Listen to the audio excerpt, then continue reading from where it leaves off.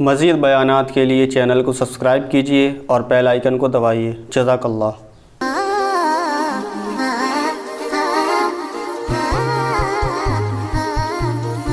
جب بھی کوئی مصیبت آتی ہے تو یا تو وہ ہمارے گناہوں کا وبال ہوتا ہے۔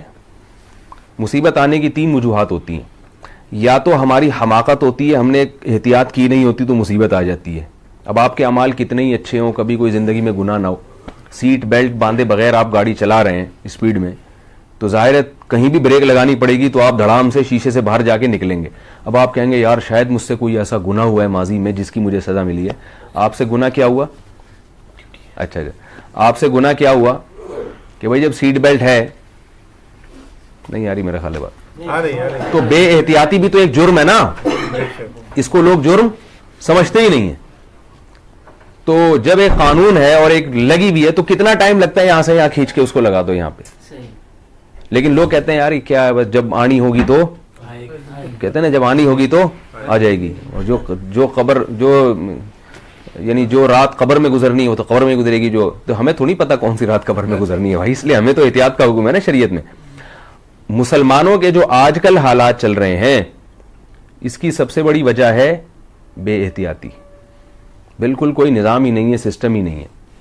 تو اس کو پھر ہم کیا لے کے جاتے ہیں کہ ہماری بدعمالی ہے، تو یہی بدعمالی بہت بڑی بدعمالی ہے کہ آپ کسی چیز میں احتیاط نہ کریں، اور بعض دفعہ پوری احتیاط کے باوجود بھی حادثہ ہو جاتا ہے۔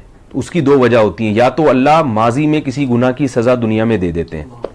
رسول اللہ صلی اللہ علیہ وسلم نے ارشاد فرمایا ان اللہ اذا احب قوما عجل له عقوبتهم فی الدنیا، اللہ جب کسی سے محبت کرتے ہیں نا تو دنیا میں ہی سزا دے دیتے ہیں اس کو، کیونکہ آخرت کی سزا بہت سخت ہے۔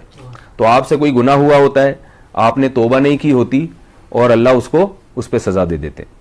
لیکن یہ جب ہے جب توبہ نہ کی ہو۔ اگر کسی نے سچی توبہ کر لی گڑ گڑا کے اللہ سے صحیح، جسے توبہ حقیقی معنوں میں توبہ کہا جاتا ہے، وہ والی توبہ کر لی تو پھر اللہ اس کی سزا نہ دنیا میں دیتے ہیں اور نہ آخرت میں دیتے ہیں۔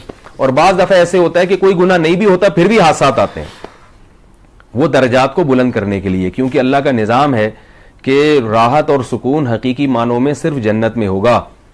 دنیا میں ایسا نہیں ہوتا کہ آپ کو ساری چیزیں دنیا میں مل جائیں، یہاں غم بھی آئیں گے۔ یہاں پیغمبروں پہ ایک صاحب مجھے کہنے لگے کہ میرے ساتھ اتنا بڑا حادثہ ہو گیا، حالانکہ میں تو نماز بھی پڑھتا ہوں اور میں تو داڑھی رکھتا ہوں اور میں تو والدین کا بھی خیال کرتا ہوں، یہ کیا ہوا؟ میں نے کہا یعقوب علیہ السلام کے ساتھ کتنا بڑا حادثہ ہوا تھا، پتہ ہے نا کیا ہوا تھا؟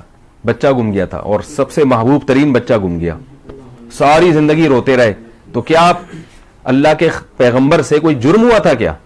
کچھ بھی نہیں تھا، لیکن ان یعقوب علیہ السلام نے صبر کیا، اس کی وجہ سے یعقوب علیہ السلام کا کتنا بڑا مقام کہ پوری سورہ یوسف نازل ہوئی ہے اور اس میں یعقوب علیہ السلام کی دعائیں اور ان کا صبر اللہ نے بیان کیا ہے۔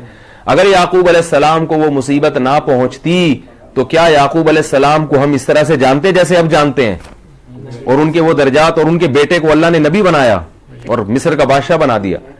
تو جب بھی کوئی غم ہمیں پہنچتا ہے، نبی صلی اللہ علیہ وسلم نے فرمایا عجبا لامر المؤمن ان امرہ کلہ لہ خیر ان اصابتہ سراء شکر فکان خیر اللہ وان اصابتہ ضراء صبر فکان خیر اللہ۔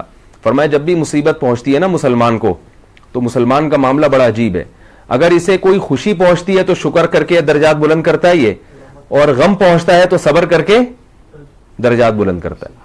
اور نبی صلی اللہ علیہ وسلم نے فرمایا جسے مصیبتیں پہنچی دنیا میں اور اس نے صبر کیا، آخرت میں جب اپنے اجر کو دیکھے گا نا تو اللہ سے کہے گا میں نے تو اتنے اعمال کیے ہی نہیں ہیں، میری اتنی نیکیاں یہ کیسے ہیں؟ تو اللہ تعالیٰ کہیں گے کہ تو نے فلاں موقع پر مصیبت میں نے تجھے پہنچائی تھی، تو نے صبر کیا تھا، فلاں موقع پر مصیبت دی تھی تو نے صبر کیا تھا۔ تو نبی صلی اللہ علیہ وسلم نے فرمایا بندہ کہے گا کہ کاش میری زندگی ساری مصیبتوں میں ہی گزری ہوتی، میں نے کبھی خوشی نہ دیکھی ہوتی۔ تو اتنا بڑا اجر ہے مصیبت میں صبر کرنے کا۔